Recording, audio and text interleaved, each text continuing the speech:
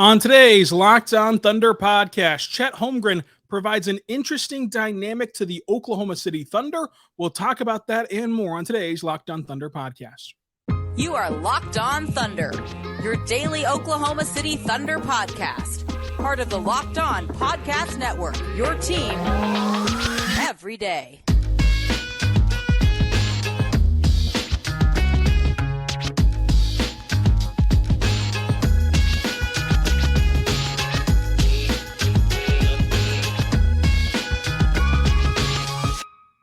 Let's get it going on the Locked On Thunder podcast on the Locked On Podcast Network, your team every day. I am your host, media member and editor-in-chief over at thunderousintentions.com, Rylan Stiles. You can follow me on Twitter at Rylan_Stiles. Follow the show on Twitter at LOThunderPod. Email the show, LOThunderPod@gmail.com. You can even text the show on subtext at 405-963-3686. So check that out as well. On today's show, we're talking about Chet Holmgren and his impact on both ends of the floor. Ousmane Dieng has extreme confidence now. Building that up has been a progression, but now that it's here, how does it change his game? Plus, the rookies were impactful in this contest. So a lot to get to. Thank you so much for making us your first listen every single morning, every single day. We're here for you, talking Thunder basketball. Let's get into the show. So Chet Holmgren, he provided so much for OKC in this game. And so the Thunder had their guys, no J-Dub, of course, no Trey Mann. Other than that, they had their guys. They had a lineup of Cason, Wallace, Jared Butler, Ousmane Dieng, J-Will, Chet as the starters against an Indiana team that was lacking Andrew Nembhard and lacking Bennedict Mathurin, lacking Isaiah Jackson, but still a good Indiana team.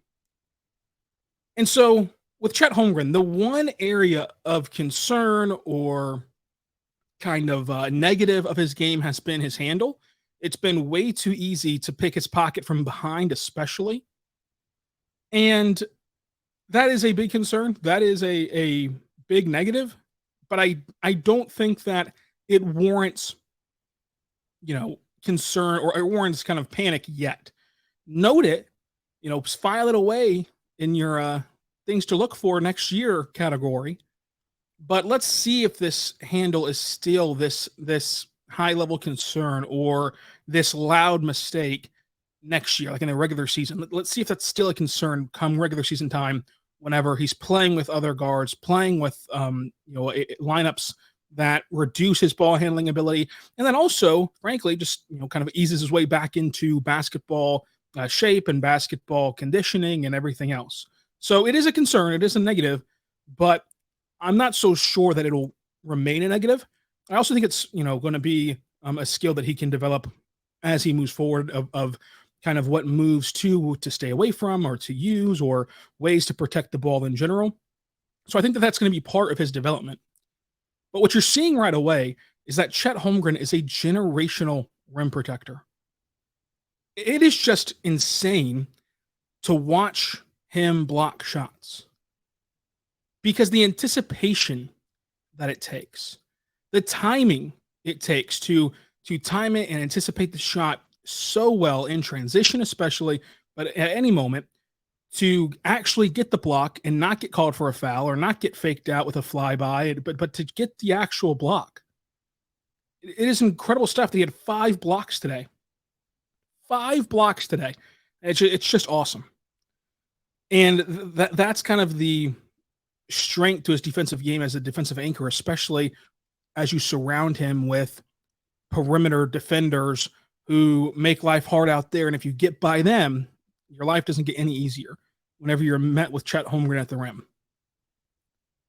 But offensively, the dynamic that he brings, because I think that it's going to be loud on defense. Like, I think that you're going to understand it right away on defense because you go from, not having a rim protector, not having a big man, to where it's going to be easy to spot the difference, right? Like if this is a I Spy book that you used to get in the elementary school library, this is like easy mode, okay? The offense, it'll be a little bit tougher, I think, to continue to note for most observers because last year the Thunder did a great job of cutting. They did a great job of cutting. They did a great job of putting rim pressure on the rim to allow some safety valves for the guards to dump off to. And so that's kind of how they made their bread and butter last year. But it's different when it's Chet Holmgren putting the pressure on the rim. Because at that point, it becomes a pick your poison scenario. And so when I'm watching this game, and here's why I feel comfortable reacting to Summer League, and I wouldn't consider it overreacting, is because there's nothing about Chet Holmgren's Summer League. There's nothing about Ousmane Dieng's Summer League. Like all the Trey Man, all the guys who you've been excited about, Cason Wallace, all the guys you've been excited about over their Summer League performances, they've been performing well in spots that they're going to be in the regular season. And so with Chet Holmgren, the rim pressure that he provides, if you want to trap and blitz Ousmane Dieng, well, guess what? He's going to dump it over you, get the wide open Chet Holmgren. If you want to commit to the guard in the pick and roll, that's no problem. They're going to dump it down to Chet. And I think that the pressure comes from, okay, if you commit to the guard's going to find Chet. So let's start committing more to Chet. Okay, that's fine too. The guard's going to beat you whenever it's SGA, and the ball handler's going to beat you whenever it's shade up. The ball handler's going to beat you whenever it's Giddey. Like they're just going to beat you. And then let's say that you're anticipating this, right? So hey, we're going to blitz on the pick and roll. Our kind of wing corner defender is going to slide over and rotate the Chet because we know that's what we're going to anticipate that's where the pass is going to go. That's where the read is. And so you rotate over to Chet Holmgren, and then things get more interesting for OKC. And here's where the pick your poison option comes from. Because not only can Chet Holmgren just finish through traffic and maybe even get a foul and an and one out of the deal, but Chet Holmgren has those playmaking chops, that passing ability to where he can see you rotating over and then dish it out to the guy you just left. And if you somehow scramble over to get him, well, then the extra swing pass will be open at that point. So you're in a compromised position with the pressure that Chet Holmgren can put on the rim on these rolls. And so whenever you watch Chet Holmgren tonight and you see who he's sharing the floor with, and then you see who he will be sharing the floor with, adding in J-Dub, adding in Shai, and the fact that he was still able to get switches onto guards, he was still able to slip past the defense and be left alone at the rim, even in this environment, even with the attention on him, that it just shows how much he specifically will open up the floor for Shai, open up the floor for other players. And the fact that he hasn't shot particularly well from three in Summer League, guys are still biting on his pump fakes. Guys are still attacking and closing out hard on him, which gives him gravity, which gives him an ability to help facilitate and capitalize in the offense.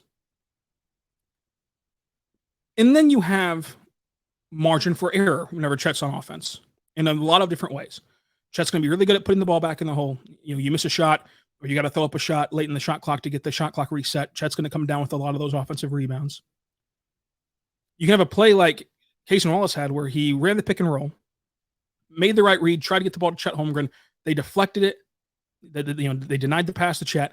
So Cason scrambles, gets the ball back, and then lobs it up to Chet in this ridiculous lob pass where Chet just goes soaring through the air, somehow gets it, and the defense is late to rotate over and fouls Chet. And so you're able to still capitalize on what was a broken play. He's like having an elite wide receiver. It's like Tyreek Hill and Patrick Mahomes were as a duo, where a play can absolutely break down, but if Mahomes can stay alive long enough, he can just chunk that thing down to Tyreek Hill, and somehow it'll work out. So he gives you that insurance. He gives you that ability to, make mistakes and to recover from them. And then one other thing I think that can change the game. You saw it on one specific play, and I'm caveating this play with I know it's Summer League, but listen. So Chet Holmgren gets positioning on Ben Shepherd. And I think that might have frustrated Ben Shepherd, that he was able to get positioning and the ball gets into Chet on the entry pass. Chet goes up. Shepherd's on his back. Ben Shepherd has no chance to block this shot.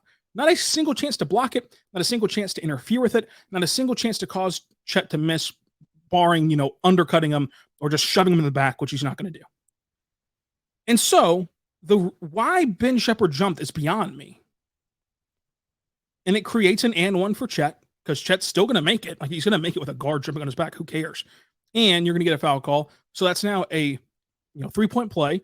But also, That's now a foul on X player, who either rotates over late or in this case just got beat with positioning and maybe had a frustration foul. Now, in this game tonight, it didn't matter because you get 10 fouls towards disqualification. It truly does not matter if you foul in summer league. It just 10 fouls is basically infinite fouls in a 40-minute game. It would be more impressive to foul out in a summer league game than not to. And so, with that being said, if we translate this though to the regular season, where maybe Chet keeps getting switched on to a specific smaller matchup and getting position on him and frustrating him to where that guy now picks up an additional silly foul for no reason when he has no shot at all to contest the shot. And we know he has no shot to contest that shot.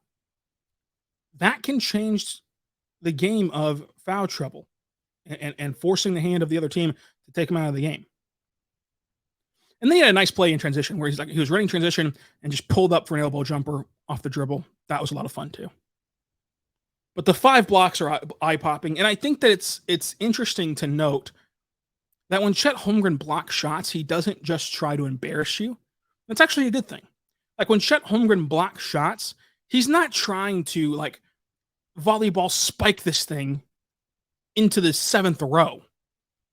He's trying to get the block, get the stop, obviously, but he's trying to keep the ball in a playable area for the Thunder to go capitalize on it, rather than just flying up and being out of control and just seeing if he can punish the ball and flatten the ball into the stands. He finished tonight with 25 points, 9 rebounds, 2 assists, a steal, 5 blocks, 0 for 2 from 3, 50% from the floor, 29 minutes played of a 40-minute game. A really good night from Chet Holmgren. You can also have a really good night and a really good day and a really good evening and a really good afternoon if you check out Birddogs, because no matter what you're doing, whether you're going out at night, whether you're going to work in the morning, whether you're just hanging around in the evening, Birddogs are the shorts that you want to wear because they're like the Thunder. They're versatile. You can look good in a business meeting wearing Birddogs. You can look good going out at night to whatever venues and spots you want to try out. Any spot you go to at night, you can wear Birddogs and look good and fit in. And also stand out with how good they look. But here's the kicker.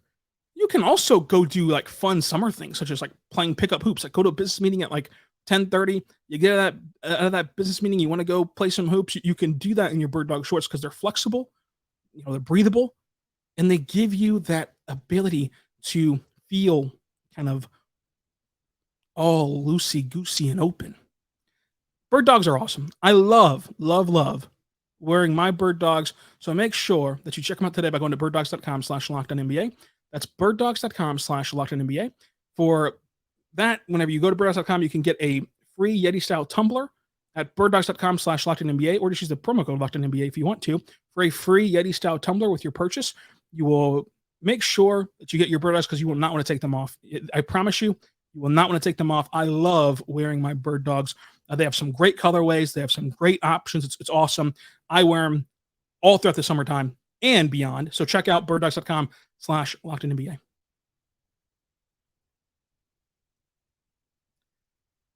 We're back on the Locked On Thunder podcast, on the Locked On Podcast Network, your team every day. Go check out our friends over at Locked On NBA to get you your fix from the national perspective on all of baseball or basketball on Locked On NBA in that case. But you can also check out Locked On MLB for baseball. But let's talk right now about our good friends, Ousmane Dieng. Ousmane Dieng looked way more aggressive, looked way more comfortable. He had the in and out move on the perimeter where he is soaring through the lane, full arm extension, slam dunk. He caught a lob pass from Cason Wallace. He made a great under control pass after getting trapped to Chet Holmgren for that open dunk that we talked about earlier.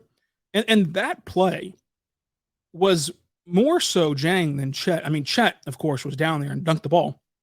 But the defense commits to Ousmane Dieng there. And any other player would have been flustered, would have lost the ball, would have not been able to make that pass. But Ousmane could because of his height, because of his length, because of his vision and his passing ability. So that height and that length mixed with his playmaking ability really came in handy for the Thunder and will continue to as he progresses. He had a great play in transition where, he gets fed the ball. He goes up in the air. He gets the defense to jump with him, thinking that he's going to try to, lay it up or dunk it. And then he's under control and in one fluid motion just shovels it over to J-Will. No one's left on the ground to contest J-Will, so J-Will gets a free slam as the other defenders go flying the opposite way. That crossover off the dribble three, that step back three at the end of the game, like that stuff was awesome. He finished over the defender in transition at one point where he just muscled his way to the rim and stayed under control. And the biggest thing is confidence and aggression and comfortability for Ousmane Dieng. This stat line shows it. 22 points, 9 rebounds, 6 assists, 1 steal. He went 3 for 4 from 3, shot 81% from the floor, and only missed 2 shots all night. And in this game, the reason why it's notable, it's not as though Ousmane Dieng was just like hitting absurd, ridiculous, never to be repeated again shots.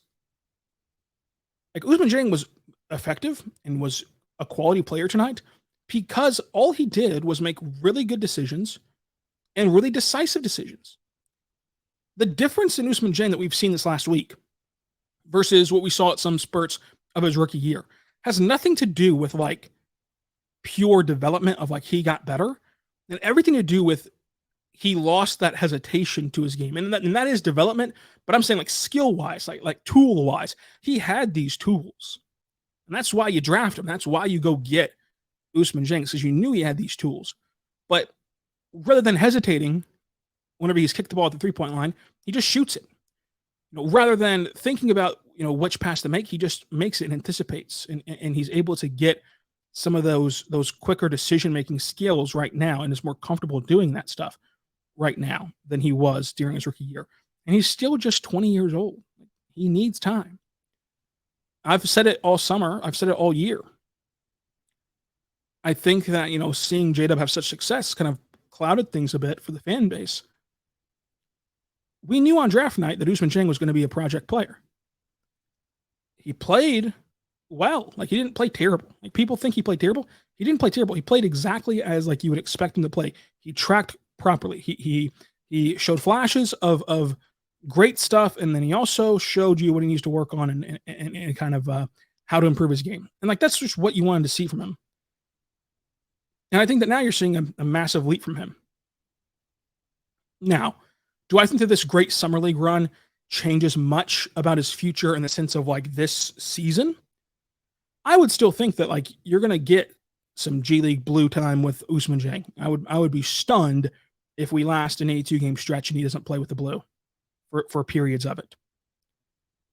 But it does give you more confidence that like, hey, it's in there. Like the skill set, the talent is in there as we knew, and he's able to now show it. Because some guys never get to be able to show it, period, at any stage. But I think that the name of the game for Ousmane Dieng is decisiveness and comfortability of being comfortable in your own decisions and in your own play. And understanding, hey, you're going to make mistakes, you're going to miss a shot, you're going to have a turnover here and there. But in general, you're in control and you know what to do. And it showed up both with the eye test and with the box score. One thing that did not show up in the box score but showed up in the eye test was Cason Wallace. Like, I was stunned to look at Cason Wallace's box score because it felt watching the game that he had a much bigger impact than what his box score would suggest. 4 points, 5 assists, 5 rebounds, a turnover, 0 for 3 from 3, 2 for 7 from the floor. Like, the eye test would make you believe that like he had a much bigger deal, a much bigger game. 2 highlights from Cason Wallace. Number 1, I like how under control he is with the ball in his hands. Now, he's comfortable playing on and off ball. We saw against Dallas how he can thrive as an off-ball player. That's obvious, and that's going to be a priority focus for him with the Thunder, I believe. But I like how when he does receive pressure as a ball handler, he doesn't panic. He just makes the right read and makes the right play. And that ability to just flip the ball over the defense whenever they commit to him on the pick and roll is very interesting and very apparent from this game. And then the second takeaway is like what we already knew, but it was fun to see it in action. Cason Wallace is going to make you work to score. And you're going to score sometimes. Like Isaiah Wong had a shot where Wallace, if he contested it any better, it would have been a foul. And Isaiah Wong just got the ball to fall. And sometimes the ball's going to fall. But you will never look at a possession where Cason Wallace is in front of his man and from the start of it and is able to play defense for the possession. You will never see a possession where a guy is easily able to score on Cason Wallace. He's going to have to work for it. He's going to have to labor toward that bucket. And so I just love his motor and intensity and ability defensively. A rookie where it was both the eye test and the box score was Keyontae Johnson. He is such a good athlete, and he's an unpredictable athlete. Like, he had a play in this one where, if you start the clip, it looks like he's going to just soar and jam on you and just like absolutely posterize you. If you pause it at the point of the jump and you kind of had the Who Wants to Be a Millionaire question layout of what does Keyontae Johnson do here, everyone would pick poster. Everyone would. But he didn't. And his defender is bracing for impact and you go up strong to kind of jump with him, but he shies away and now you're off balance. And now he's hit a layup and now he's gotten an easy bucket on you. It's just unreal strength. And the strength both unpredictable, but also just going right through you and the ability to not be bumped off his spots as a rookie jumps off the page. Going downhill toward the rim, that and one over Isaiah Wong was great stuff. Chef's kiss. 18 points, 3 rebounds, a steal. Only missed 2 shots all night. He's going to make an impact on that 2-way contract. I really think that he's going to be a guy that, another guy that fans are going to fall in love with on a 2-way deal. And some fans are going to be clamoring for more and more of Keyontae Johnson. And those 2-way spots are going to be supremely valuable for OKC. But the fall away mid-range jumpers that Keyontae hits, if that's sustainable, in the actual NBA, in the actual G League, like in a better environment, again, from college now, Summer League now, then the G League and NBA, like if that's sustainable, that is such a weapon for him. Because I believe the jump shot is true from beyond the arc. I believe that, the shooting percentages last year weren't fake. Those were real. And he's shot the ball well in Summer League from beyond the arc this week. So I love Keyontae Johnson's game. I think that he has a lot of juice to provide for OKC. And it just adds to your depth because it's a marathon 82-game season. And as Sam Presti said at the end of his season press conference, I loved the quote of like, hey, the sky's going to fall on your team twice a year. And that can mean a lot of different things. That can just mean like a bad spell where just everyone's off and not in a groove, not in a rhythm. It can also just mean like a string of bad luck injuries where like a guy twists his ankle here, a guy kind of, gets a concussion here on a screen, a guy gets a bruise on his knee, bumping knees, whatever, to where, it's not as though it's like a season ending situation where like you had a guy get hurt and your season's over, but you've got to patchwork through a couple week stretch. A guy twists his ankle, a guy has a minor injury, whatever, and you got to patchwork together a successful time frame without some of your best players. And that's where depth becomes so much more valuable. And that's where the Thunder, I think, part of the reason why I would project them to win over, I believe the line was like 46 and a half, or no, 42 and a half games. That was the line, 42 and a half games for the over under. The reason I take the over on that is not that like I think that the Thunder are going to win 60 or 55 or 50 games. Like it's just the matter of, one, they're a young team that's going to care about winning games and care about the regular season. And two, they have the depth to just rotate through players of, okay, you take this guy away, or maybe this guy's having an off shooting night, or maybe this guy's hurt. They can just continue to have guys step up and find a combination of 7 to 8 guys on any given time, 9 guys at any given time that can help you win basketball games. I think that Keyontae Johnson will be able to help you win some games as a spot player on that 2-way contract. Coming up, let's talk Jeremiah Robinson-Earl. He returned to the hardwood. Jared Butler was also a topic of discussion, and Caleb McConnell. I also want to tell you right now about good friends over at BetterHelp. Folks, sometimes in life, it is easy to spread yourself too thin. I totally relate with that. of, trying to do too much for other people, trying to do too much for everyone but yourself. One thing that you should do for yourself is go to betterhelp.com/LockedOnNBA. BetterHelp is therapy, but it's around your schedule. It's totally online. It is totally, available to you around what you have going on in life. So you no longer, have to worry about that. BetterHelp is so beneficial because since it's online, since it's remote, you fill out this questionnaire, then they're going to match you with a therapist. And you guys, might click right away. You might not click. And so then you can shuffle through to the next therapist without any extra charge to you. So they're going to make sure that not only do they do this around your time, around your schedule, but they find the right fit for you, someone that you're comfortable with, someone who can help you, and someone who can just be there for you as your therapist. So check it out today at betterhelp.com/LockedOnNBA. When you do that, you get 10% off your first month. That's BetterHelp, HELP.com/LockedOnNBA. And when you do that, of course, 10% off your first month. So make the decision to invest in yourself, invest in a better you by getting help today at BetterHelp. Check it out today by going to betterhelp.com/LockedOnNBA today to get 10% off your first month. That's BetterHelp, HELP.com/LockedOnNBA.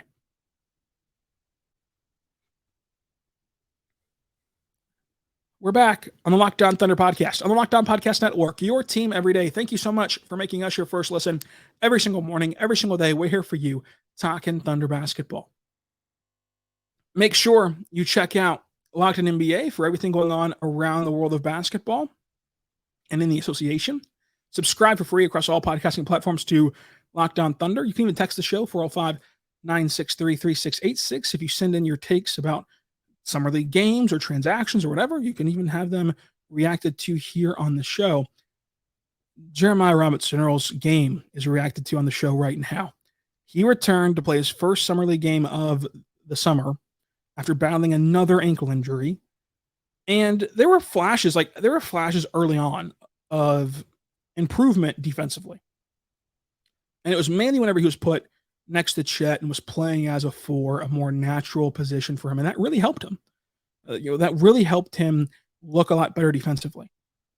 The problem was offensively. He had chances in this game to overpower guards with the rim and just couldn't do it. He missed a dunk, he missed bunnies around the ring. And when he plays defense as a center, he's once again limited, as we saw all of last year.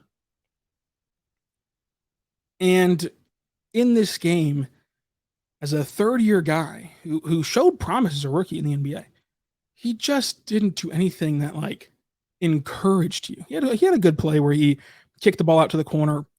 He cut hard through the lane. I believe it was Butler that passed it to Jerry. Jerry immediately finds Jay Will in the corner wide open, and then Jay Will happened to miss the 3, so it doesn't result in anything in the box score for Jerry, but it was a good decision.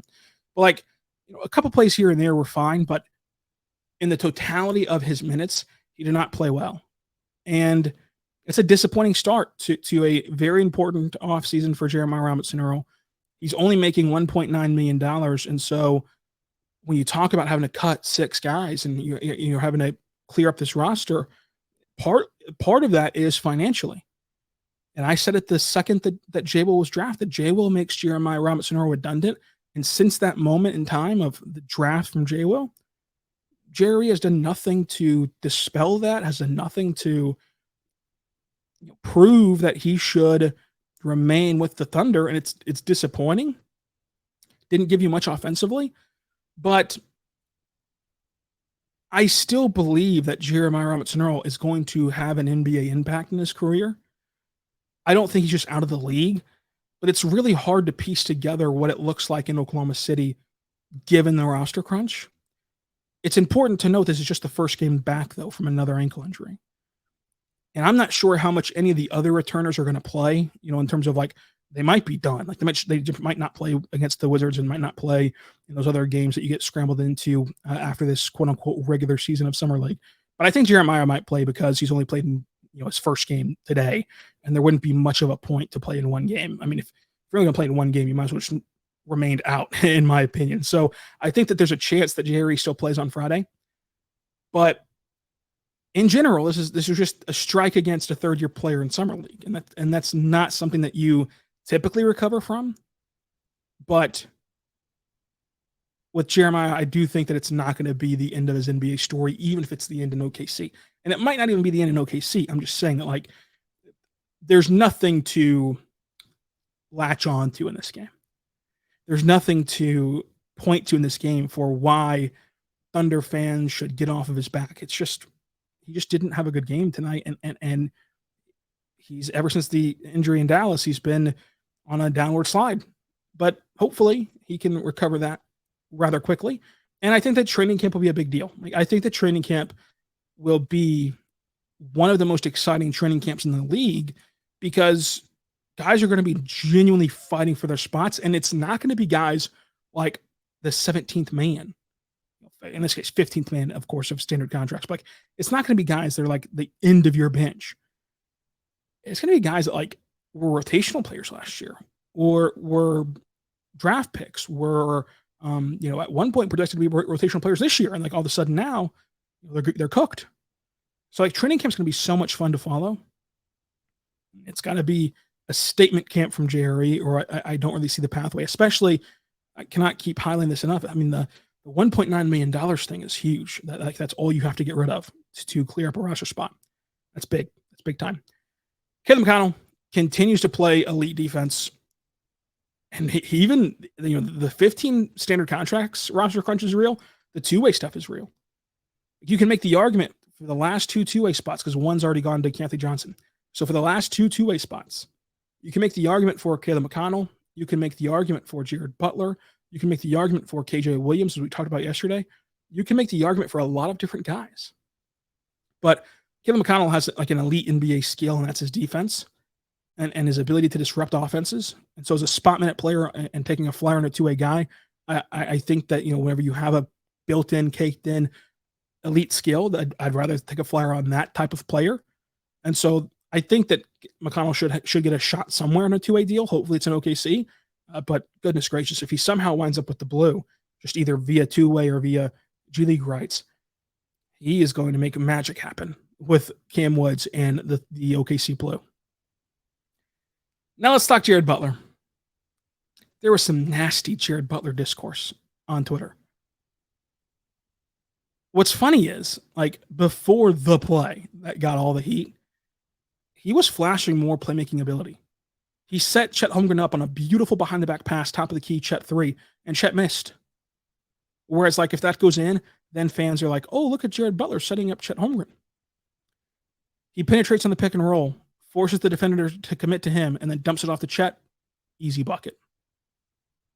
You got that floater over Jarius Walker, the N1 stuff with Walker. And he quote-unquote missed Chet Holmgren on a play in which he got an N1. Same principle applies to Ousmane Dieng, who had a step-back three at the end of the contest, with Chet Holmgren having a 6'3" Isaiah Wong on him at the rim, already under the basket, in perfect position to receive and dunk. But Ousmane Dieng took a step back, and, well, crickets on that one, because we're playing the results instead of the process for Ousmane Dieng of like that shot went in. So did Jared Butler's shot, by the way. But, people just like to Twitter kind of just sometimes like you just get latched on to one joke. And so since you see one person joke about it on Twitter, then you have to try to make the same joke to try to get more engagement and more engagement. The Jared Butler stuff was crazy. To give your time to like invest in like criticizing a G League player was crazy.